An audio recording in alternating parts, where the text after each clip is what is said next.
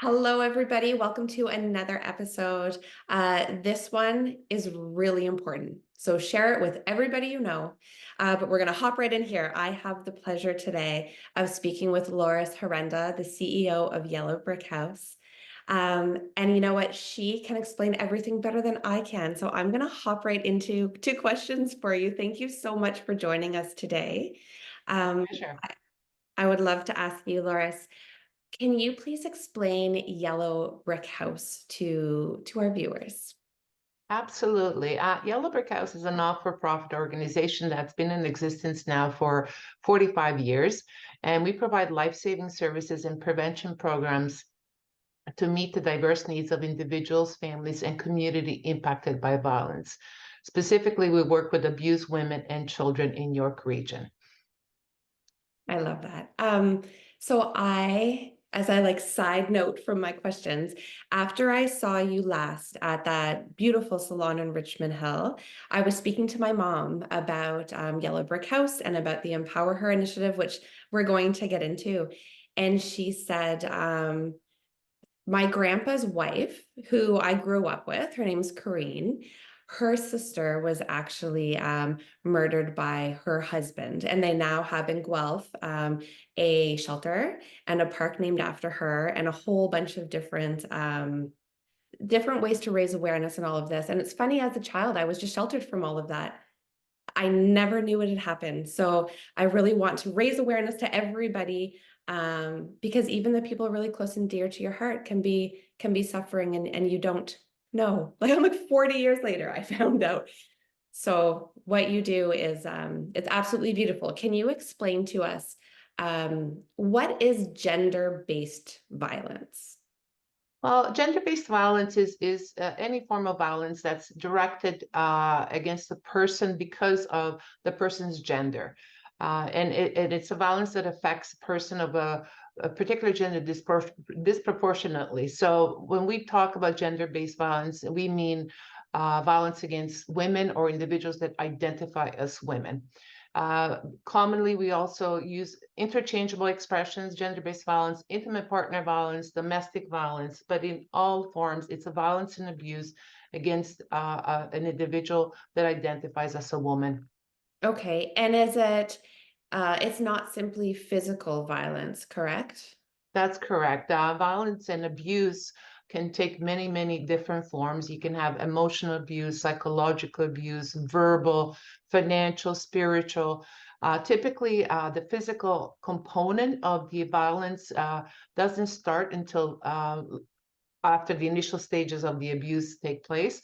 And statistics show us that 40% of physical abuse actually starts during the woman's first pregnancy. Ooh, you some of these stats that you've been telling me are pretty mind-blowing. Um, the Empower Her initiative. So this is how I met you, and this is how I was lucky enough to get the awareness around Yellow Brick House and everything that you guys do. And I would love for you to explain it in your words, because you're going to do a better job at it than I am. So what is this Empower Her initiative? Well, Empower Her initiative is an initiative that we decided to launch during the month of March, because March 8th is International Women's Day. And the point of the campaign is twofold. One is to really put a call to action to businesses in York Region to raise awareness about intimate partner violence, gender-based violence, and domestic violence, to raise funds to support a shelter bed in York Region. Our goal is to raise $45,000 during the month of March, so that it will be sponsoring a shelter bed for the full year where women and children seek refuge from their dangerous homes. The second part of the campaign is to really also, as I indicated, raise awareness, but also to show support to women and children who've been impacted by violence. It is incredibly empowering for women to see that the community stands up to support them, that they care, and that they are raising awareness about this important issue that is impacting so many lives in our community. We work with over almost 6,000 women and children every single year, and that's us at maximum capacity.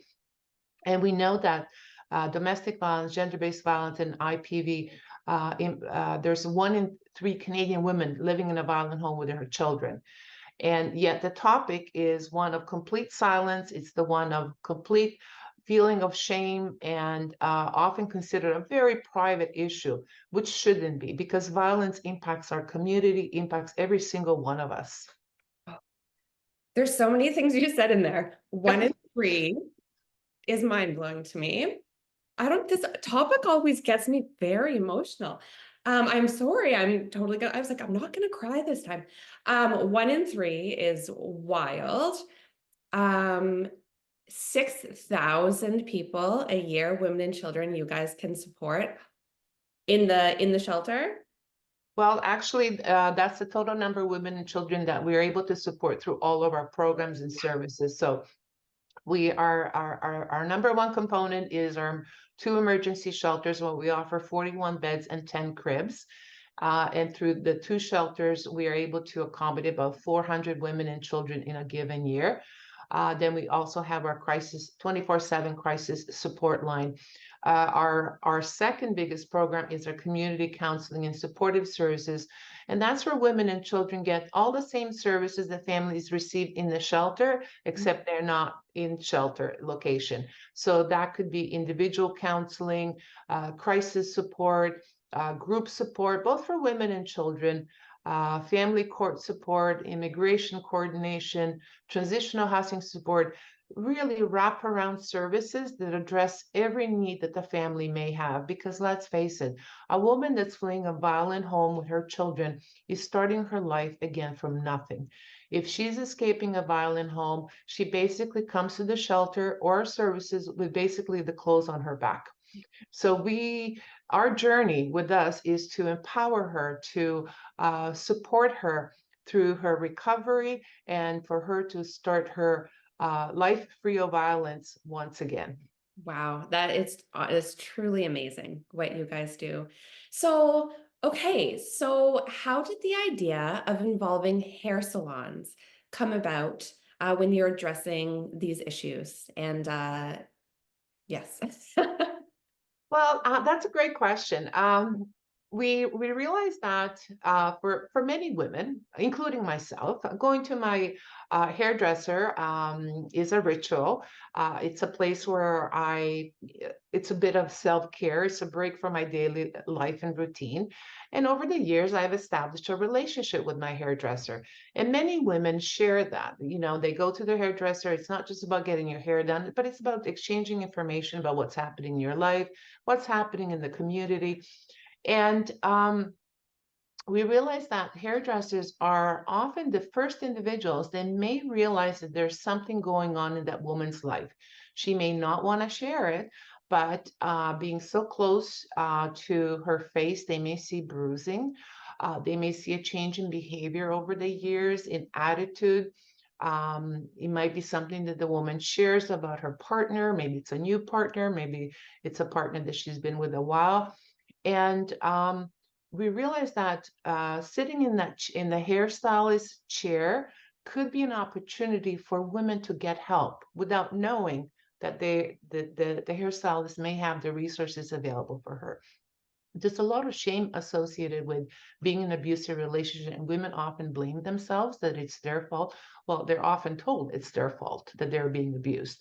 They're not good enough. They're not smart enough. They're not trying hard enough.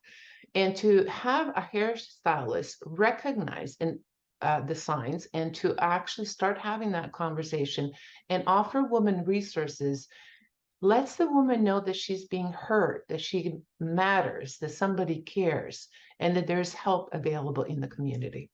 Yeah, I agree with everything that you said. Being behind the chair for over 20 years, I've experienced a lot of that with certain clients.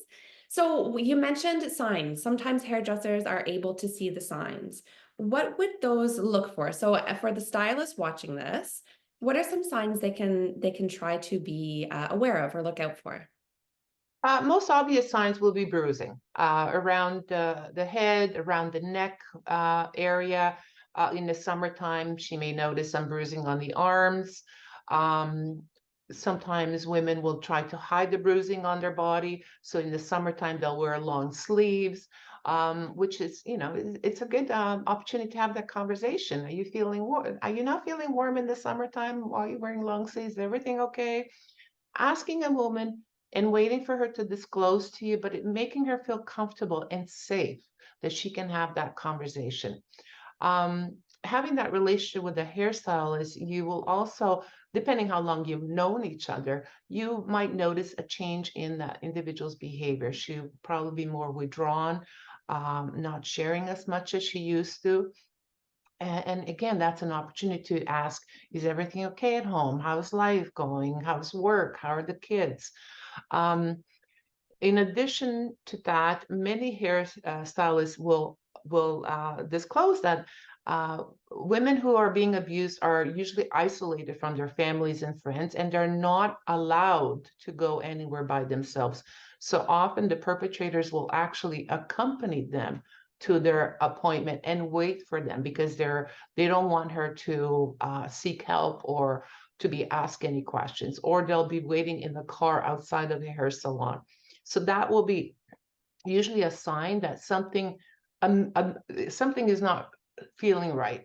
And I encourage people to follow their gut instinct. If you know something is not right, ask Yeah. Yeah, I'm for with you. support. Right? I think that it's so important. I love that this topic is coming into the salons and you're creating awareness around it. And I know that too, you how how can a stylist go about? So let's say I'm behind the chair and I sense that my client is a victim and I haven't quite built that relationship with them yet. Because I know there's some people who build really strong relationships with their clients right away, and you just know, like when something's off. But then I know that there's some stylists who haven't quite mastered that skill yet. But there's still your, like you said, follow your gut, your intuition. You just know sometimes. How can we as hairstylists go about offering support to our clients if we think that they may be a victim or are being abused? I think it's always important to just have a conversation. The client may not be at a time and space to be able to have that conversation. But if you suspect something is going on, it's perfectly okay to say, whatever the client's name is, to say, if things are not okay at home, and forgive me if I'm making an assumption here, but if they're not okay at home, there are resources in the community that you could benefit from. Do you mind if I share a crisis support line with you, and then you can use it at your own discretion if you choose or not? It's a confidential service, just somebody to talk to. Okay. And the person may say, no, thank you, I don't need any help, or they may take the phone number. Yeah. They may not take it at that point, but they may take it at the subsequent appointment. It's the opening the door to let her know that there is an opportunity and that somebody noticed and somebody cares for her well-being. I love that, just to feel heard. And I think as humans, we all want to feel heard. Absolutely. And how great it is that somebody cares enough about me that they've noticed that my behavior or my mood or my looks are a bit off.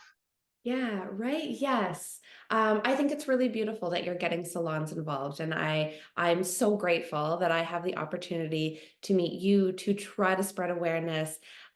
For stylists out there, for salon owners out there, how can they get involved in supporting this Empower Her initiative?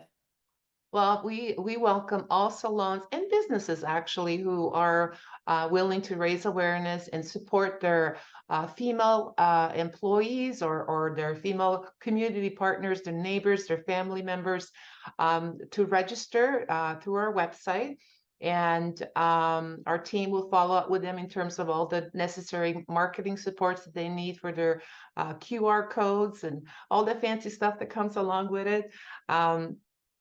And we encourage them to get involved, to support, to raise awareness. It's supporting their clients and supporting our clients because their clients are our clients. And we collectively need to step up together to do that. We do. Us women need to support each other a lot more.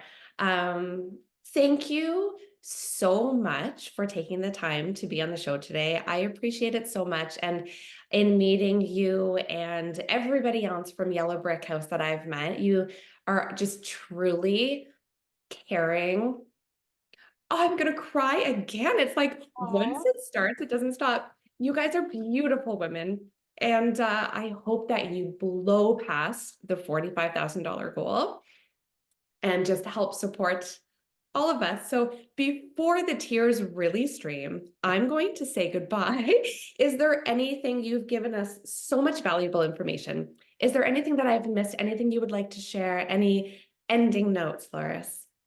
For anybody that's watching this and is living in an abusive relationship and feels that there's no hope and no way out, um, please note that you can call our crisis support line 24/7, fully confidential. The number is 1-800-263-3247. And don't be ashamed to seek help because you don't deserve to be abused and violated. No. Oh, thank you so much. I think the tears are seriously for all the clients who I know who have been through things. And I love that you guys are there to help. So let's all put our hands together. Let's all lock arms and do what we can to support this amazing Empower Her initiative with Yellow Brick House. Thank you so much, Loris, for joining us today. Thank you so much. It was my absolute pleasure. Goodbye, everybody.